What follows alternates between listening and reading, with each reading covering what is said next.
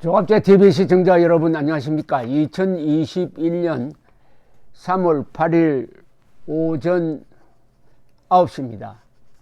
오랜만에 황교안 전 미래통합당 대표가 공적인 글을 썼습니다.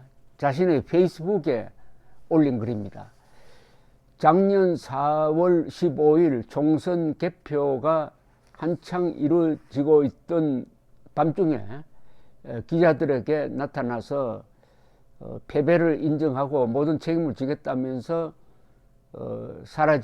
사라져간 이후에 처음이 아닌가 생각이 듭니다. 처음이 아니냐. 그래서 여러 가지 생각도 나고 착잡한 감회도 있고 한데, 어쨌든 서울, 부산 시장 선거를 앞두고 힘을 보태는 취지다. 국민 쪽에 힘을 보태는 취지다라고 한다면은 뭐 말릴 필요도 없을 것이라고 생각합니다. 한 국민으로서. 그러나 4.15 총선 전후에 보여주었던 황교안 대표의 행동, 특히 그가 불러들인 김종인 체제의 혼미 상태를 보면서 할 말이 없는 건 아닙니다. 우선 황교안 씨가 무슨 이야기를 했는지 페이스북 글을 소개해 드리겠습니다. 적반하장도 유분수다. 여권의 정치검사 윤석열 운운은 정말 뻔뻔한 주장이다. 원래 검찰총장을 하지 말았어야 하는 사람이라고 비난한다. 국민을 어리둥절하게 만드는 행태다. 윤석열 검찰총장을 누가 만들었으며 우리 총장님 문재인 정부 검찰총장 운운을 누가 했나? 또 직무에 충실하려 했던 윤 전 총장은 누가 내쫓았나? 문재인 청와대, 추미애 법무부, 친조국, 탈레반 의원들이 주도하는 민주당이 윤석열을 쫓아내 몰았다. 염치 없음이 과거에 볼 수 없던 역대급이다. 국민이 그들에게 반드시 책임을 물을 것이다. 분명히 경고한다. 윤 전 총장 사표에 알튼이 빠졌다며 좋아하고 후임자를 졸속으로 임명하여 권력 수사를 무력화시키려 한다면 반드시 더 큰 화를 당할 것이다. 탈원전 등 진행 중인 사건을 정당한 절차대로 진행 마무리하고 멈춰선 권력형 비리 수사들을 재가동하여 속도를 높이도록 해야 한다. 이를 위해 후임 검찰총장 임명을 최대한 신중히 해야 한다. 정권의 방패 역할에만 충실했던 현 중앙지검장 등 몰렴치한 친정권 인사를 검찰총장에 임명한다면 경험해보지 못한 국민적 반발을 피할 수 없을 것이다. 강직하게 직을 수행하고 있는 대부분의 후배 검사들께 부탁드린다. 국민만 보고 직에 충실해 주시기 바란다. 미력이나마 나도 힘이 닿는 대로 지원하겠다. 정권 비리에 맞서는 대한민국 검찰이 되길 바란다. 뭐 이 내용은 좋습니다. 그리고 극히 상식적이고 조선일보 사설을 보는 듯합니다. 특히 후임 검찰총장의 현 중앙지검장 이성윤을 임명해서는 안 된다라고 분명하게 밝힌 것 또한 의미가 있다고 생각을 합니다.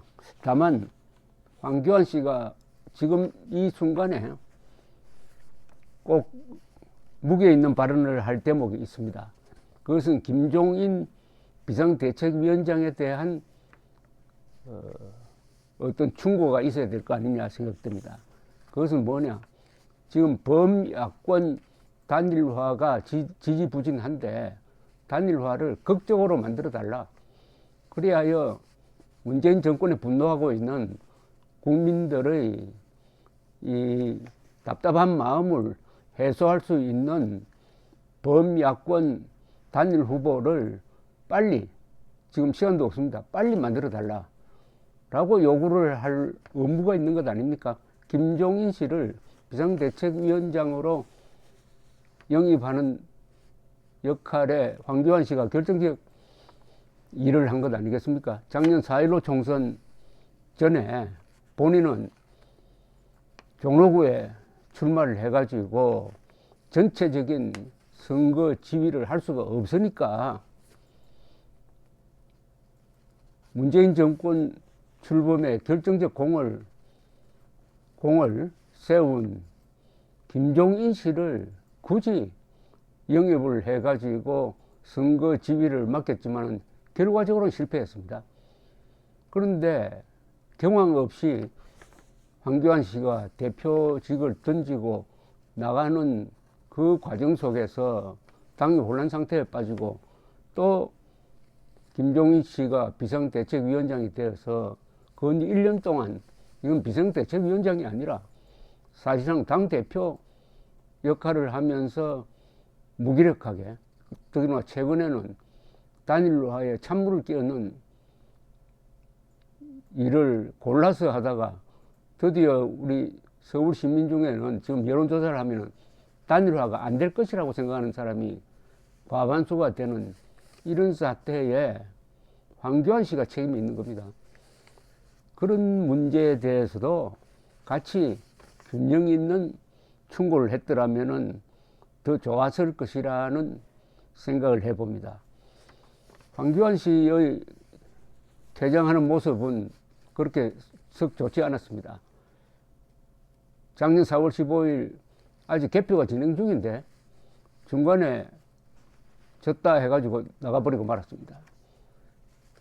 그 상당한 큰 정치 집단 아닙니까? 미래통합, 당신 또 이름이 미래통합당입니다. 미래통합당의 대표가 그렇게 임무교대도 하지 않고 그렇게 나갈 수가 있느냐. 더구나 국민들에게 그 선거 결과에 대해서 왜 졌느냐에 대한 보고를 할 의무가 있는 것 아닙니까? 졌다고 해서 그냥 딱 그런 식으로 사라져버리면은 그 뒤에 국민의힘이 겪었던 혼란은 완전히 황교안 씨 책임입니다.